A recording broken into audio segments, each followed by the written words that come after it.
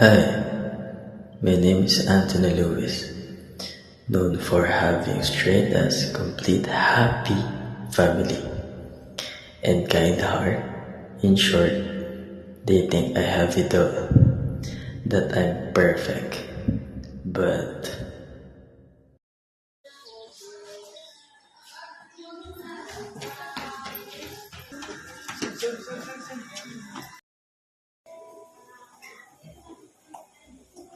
Hey, what's up, Anthony? Did you do the assignment yesterday? Can I see your work? Yeah, bro.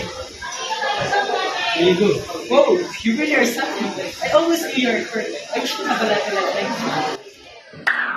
this is Alex, my friend here in school. Perfect, you say?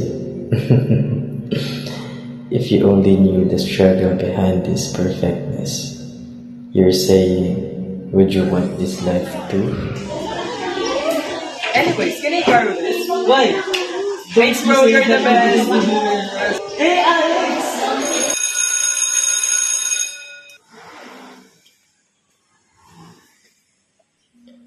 This is the house, the one they are calling the perfect home.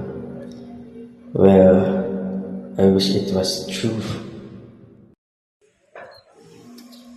As soon as I saw them, they looked like their usual, well, strangers. I'm home. How's school? Mr. Perfect is here. Where's your report card, young man? Card giving is next week. Look at it yourself. Better get higher than 95 on your report card, young man. Or else, never consider me as your mom anymore. Yeah, whatever. What's with the tone, you ungrateful brat? Why can't you be your brother? A responsible and hard-working man. Stop mentioning the dead, son. Stay out of business, cheater. Yup, my cheating father. Mother, stop! You both are useless. You brat! I wish you were the one who died instead of your brother. It echoes in my ears. It was sharper than a knife. My older brother died because of a cancer, and my mother blames me for that. She can't accept the fact that his favorite son is gone, because I'm the one she wants to die. Now, I'm going to grant her wish. School is my only zone. This is my comfort place. This is where I found it quiet and peaceful, where I don't have to deal with people who don't like me being around them. Hey, Anthony. My friend is perfect and everything. The jack of all trades. The master of all. Can you stop calling me perfect? Huh? I'm not. I'm imperfect.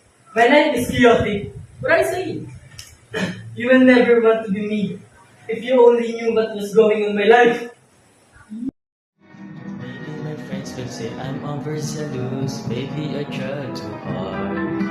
Maybe they just have to learn to be jealous. Motivation like a star. Cause maybe I know what my heart understands. Maybe I did with passionate fire. Cause maybe I know that I'm destined to fly. But I never think of your son. Would it be the other son? It was all a dream. Oh shit, I'm late.